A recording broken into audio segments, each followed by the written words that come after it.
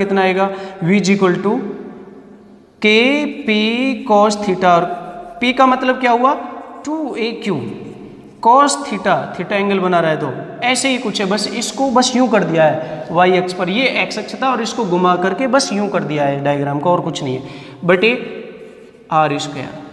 तो विद्युत द्विध्रुव के कारण निकल गया। इस प्लस क्यू वाले आवेश के कारण रहेगा, प्लस क्यू आवेश के कारण विभव, इसको v1 मान लो, और प्लस क्यू के कारण क्या मान सकते हैं अपन v2। वो कितना हो जाएगा, एक बिंदु आवेश के कारण विभव का सूत्र आपको पता है के क्यू अपॉन आर।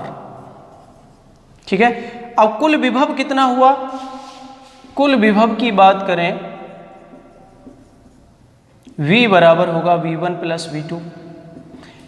इसमें भी k आ रहा है, इसमें भी k आ रहा है कॉमन, तो k तो ले लिया मैंने बाहर, क्या बचा q अपॉन r बचा, और क्या बच रहा है प्लस 2aq cos थीटा बटे आर स्क्वायर।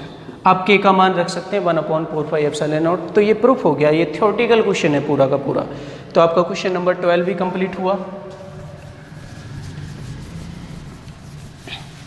अब देखिए क्वेश्चन नंबर 13 क्या है, समझेंगे उसको।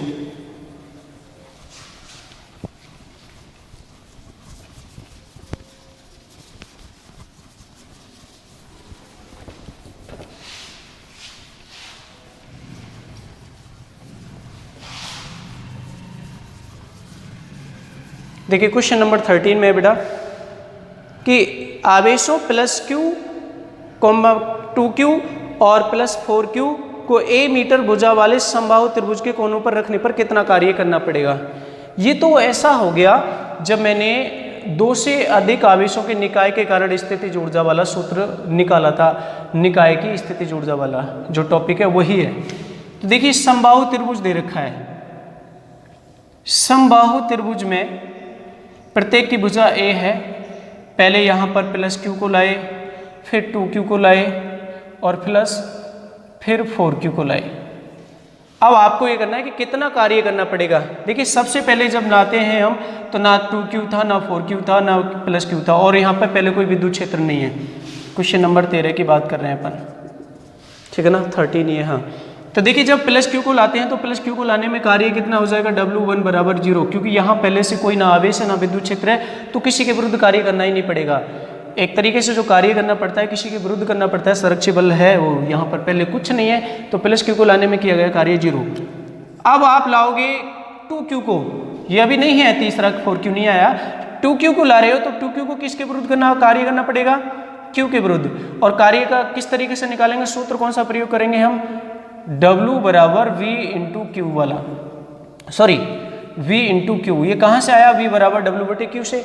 तो ये विभव किसका होगा, इसके कारण यहाँ पर विभव हो गया, वो आप निकालेंगे, वो कितना हो जाएगा k q upon r, r की जगह आएगा a, इंटू किसको ला रहे हो 2q को, तो ये 2q हो गया, तो क्या हो जाएगा 2kq इंटू क्यू स्क्वायर बटा a। अब आप ला रहे हो तीसरे आवेश 4q को, तो 4q को इसके विरुद्ध भी और इसके विरुद्ध, दोनों के विरुद्ध कार्य करना पड़ेगा। तो q के विरुद्ध कितना ne करना पड़ा, ये किस तरीके से, इसके कारण विभव कितना होगा, जितना ये आपको दे रखा है, तो कितना हो जाएगा k q अपॉन a, तो इसके कारण विभव हो गया। और इसको जब ला रहे हैं 4q को, तो ये 4q हो जाएगा, तो कितना हो जाएगा 4kq स्क्वायर बटे a। इसके विरुद्ध कितना कार्य करना पड़ेगा, प्लस, आगे लिखेंगे प्लस, इसके विरुद्ध कितना कार्य करना पड़ा, 4 दूनी 8, यानी कि 8kq स्क्वायर बटे a। इसको आप जोड़िए, ये हो गया 4kq स्क्वायर बटे a प्लस 8kq स्क्वायर बटे a, और कुल कार्य कितना होगा, तीनों को जोड़ देंगे, W1 plus W2 plus W3, तो 8 4 12 12 2 14, 14kq स्क्वायर आ गया। W बराबर W1 plus W2 plus W3। आपको ये कॉन्सेप्ट बता रखा है मैंने किस तरीके से करना है, ठीक है। अगला क्वेश्चन नंबर 14 है, वो भी इसी तरीके से है, लेकिन मैं उसको बता रहा हूँ।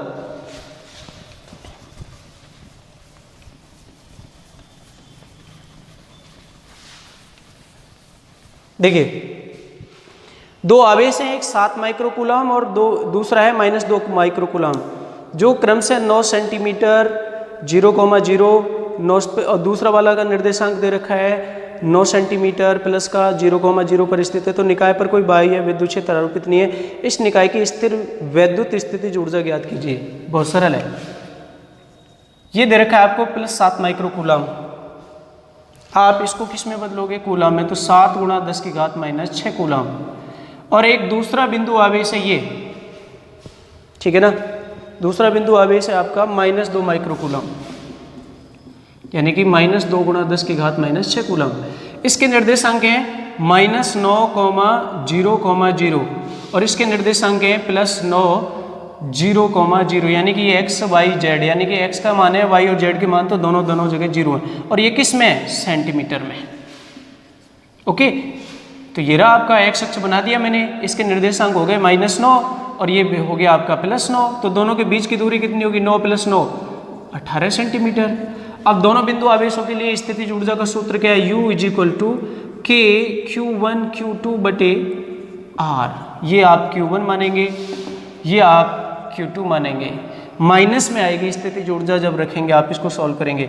अब R का मान कितना है बेटा? दोनों आवेशों के बीच की दूरी 18 सेंटीमीटर। इसको आप मीटर में बदलेंगे तो 18 × 10⁻² मीटर। K का मान कितना होता है? 9 × 10⁹ न्यूटन इंटू मीटर स्क्वायर प्रति कूलम स्क्वायर। तो ये सब वैल्यू आपके पास में दे रखी है। ये A पॉइंट आपका निकल जाएगा। B पॉइंट क्या पूछा है इसमें? दूसरा वाला पॉइंट ये कह रहा है कि दोनों आवेशों को परस्पर अनंत दूरी तक अलग करने में कितना कार्य करना पड़ेगा। अब इन दोनों आवेशों को एक बिंदु से, मतलब यहाँ जहाँ जैसे रखे हैं, इनको अनंत तक ले जा रहे हैं, तो कितना कार्य करना पड़ेगा? B पॉइंट में आपको पता है, चूंकि कार्य जो होता है W वो स्थितिज ऊर्जा में परिवर्तन के बराबर होगा। अब स्थितिज ऊर्जा में परिवर्तन आप इस पर कितने निकाले? आप ये U निकाल चुके हैं और अंत जहां तक ले जा रहे हैं वो अंत वाला बिंदु कौन सा है? अनंत। तो स्थितिज ऊर्जा में परिवर्तन होगा U अनंत - U। तो U अनंत पर स्थितिज ऊर्जा कितनी होती है? 0 माइनस इसकी जो वैल्यू निकलेगी वो भी माइनस में आएगी, और रख के आप सॉल्व करेंगे ना तो आप इजीली इसको निकाल सकते हैं। जितना आंसर आएगा इसका ये सॉल्व करके वो इतना ही आएगा, लेकिन ये माइनस में आ जाएगा और ये माइनस में आएगा तो माइनस माइनस प्लस हो जाएगा। ऐसे क्वेश्चन है। आप क्वेश्चन नंबर 15 को मैंने ऐसा एग्जाम्पल बता रखा है, आप कर सकते हैं। 16 भी आपका सरल है और 17 है ना, उसको कैसे करोगे वो देखिए जरा।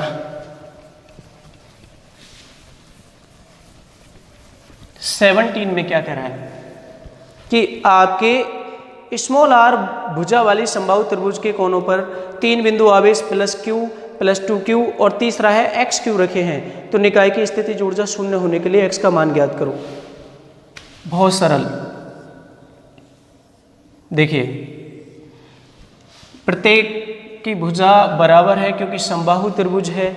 अब ये क्या रहा है कि एक पर +Q फिर +2Q और XQ, यानी कि +Q लाए +2Q लाए फिर XQ लाए। अब ये क्वेश्चन में कह रहा है कि इन तीनों की कुल स्थितिज ऊर्जा 0 होने के लिए आपका x का मान पूछा है, किस तरीके से होगा। बहुत सरल है। तो देखिए पहले पॉइंट में किस तरीके से करोगे। जब शुरुआत में Q को लाते हैं तो कोई कार्य नहीं करना पड़ेगा, ये आपका कॉन्सेप्ट मैंने थ्योरी से बता रखा है। Q को लाने में संचित स्थितिज ऊर्जा क्या हो जाएगी? U1 = 0। अब +2Q को लाने में संचित ऊर्जा कितनी हो जाएगी? U2 = इसके विरुद्ध कार्य करना पड़ेगा। और कार्य किससे निकालोगे? W = U और U मतलब V × Q, और इसका विभव कितना हो जाएगा आप देख सकते हैं। यहाँ पे वो फॉर्मूला आपको बताया है, चूंकि V = W/Q और यहाँ पर जो कार्य है वो स्थितिज ऊर्जा में बदल जाएगा, तो W = यहाँ से V × Q, ये मैं ऑलरेडी बता चुका हूँ। तो ये V कितना हो जाएगा इसके कारण विभव? KQ/R इसके कारण। और किसको लाया जा रहा है यहाँ पर? Q2Q को, तो ये हो जाएगा × 2Q। तो ये क्या हो जाएगा? 2KQ²/R। अब तीसरी +XQ को लाने में संचित ऊर्जा कितनी होगी? U3 = दोनों के विरुद्ध कार्य करना पड़ेगा, इसके विरुद्ध भी प्लस इसके विरुद्ध भी। जब इसके विरुद्ध करोगे प्लस क्यू के लिए तो कितना हो जाएगा, बहुत सरल सी बात है, कितना हो जाएगा एक्स के क्यू स्क्वायर बटे आर, और प्लस उसके विरुद्ध क्या हो जाएगा 2x के क्यू स्क्वायर बटे आर। अब प्रश्न में क्या कह रहा है कि u1 plus u2 plus u3 बराबर 0 होने, तब इसमें तीनों के मान रखोगे और तीनों के मान रखने के बाद में आप x का मान निकालोगे और सॉल्व कर लोगे। ओके, तो आपकी जो एक्सरसाइज है ये कंप्लीट होती है। अगर कोई भी प्रॉब्लम फिर भी रह जाती है कैलकुलेशन में तो आप पूछ सकते हैं। ओके।